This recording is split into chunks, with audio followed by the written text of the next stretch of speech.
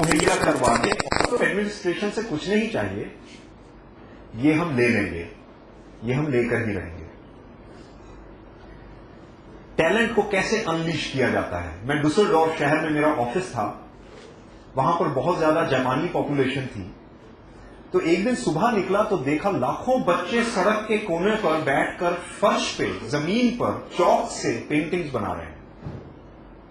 उन्होंने कहा पेंटिंग्स बनाने के लिए भी कैनवस की जरूरत नहीं है, और वो पेवमेंट के ऊपर हजारों पेंटिंग्स बन गई, और उस पेवमेंट को अगले एक हफ्ते के लिए, 10 दिन के लिए म्यूजियम में बदल दिया गया। सारे यूरोप से लाखों की तादाद में लोग वो एग्जीबिशन देखने के लिए आए। पार्क्स बने हैं, बहुत अच्छे बने हैं, लेकिन इन पार्क्स के अंदर एक छोटी स्टेज बनाकर सुबह से शाम तक म्यूजिशियंस को क्यों न दे दिया जाए कि आप यहां पर कुछ म्यूजिकल परफॉर्मेंसेस करें।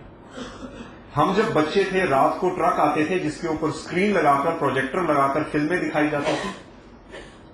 क्यों नहीं इन पार्क्स में हम रात 12 बजे तक फिल्में दिखाएं। ये जगराते चलते हैं, घटिया म्यूजिक चलता है, रात को नींद हराम करते हैं, जिसके ऊपर कोई कंट्रोल नहीं है।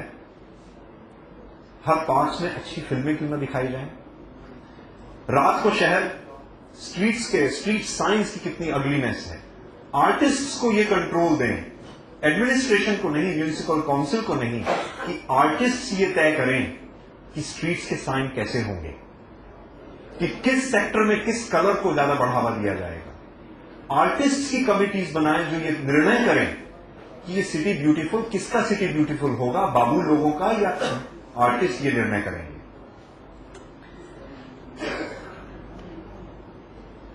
जो सिटी, जो शहर आर्टिस्ट की रिस्पेक्ट नहीं करता, मैं उसे सिटी ब्यूटीफुल या किसी के भी सपनों का शहर मानने के लिए तैयार नहीं हूं। आर्ट को पेट्रनेज देना, जब तक इस शहर में 40 से 50 करोड़ रुपए का बजट सिर्फ कल्चर और आर्ट के लिए नहीं रखा जाएगा, मैं इस शहर को मॉडल सिटी कहने के लिए तैयार नहीं हूं। जैसे यूरोप में रेनेसांस हुआ, चंडीगढ़ से भी भारत की आर्ट का, संस्कृति का रेनेसांस हो।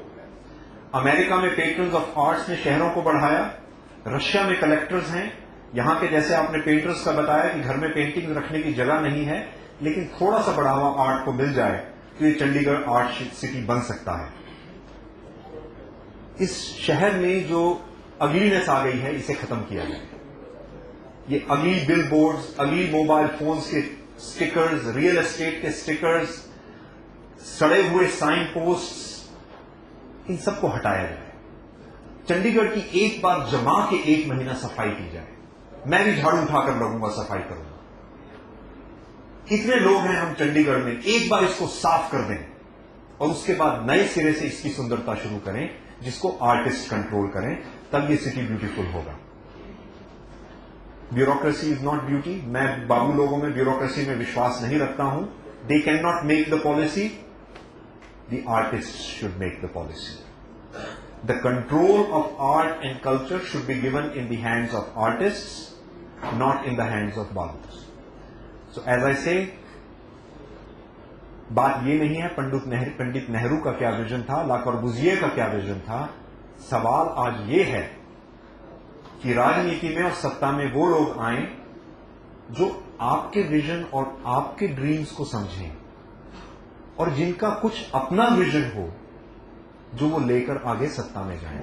सिर्फ प्रॉपर्टी डीलिंग के लिए नहीं, कुछ विजन लेके कुछ आर्ट और डेवलपमेंट करने की कोशिश करें।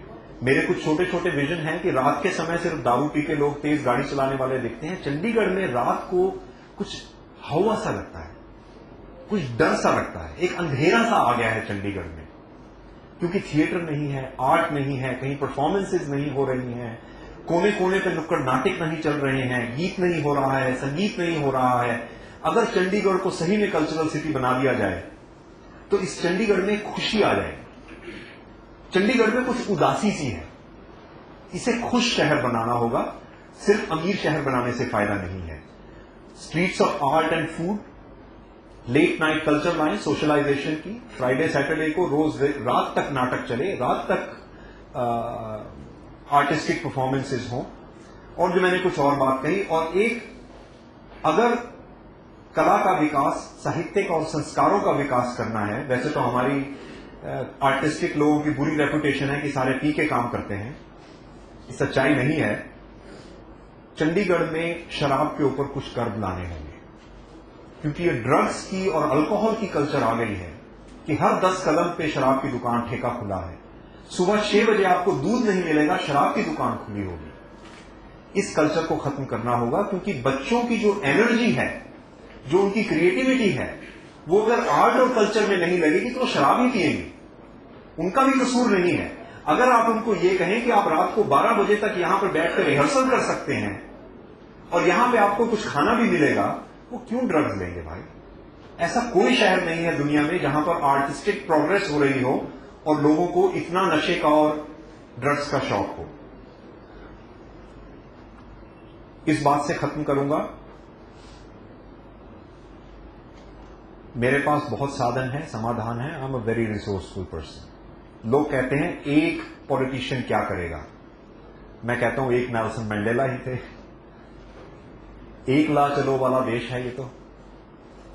एक आदमी दिल से जुड़ जाए तो सभी कुछ वही कर सकता है।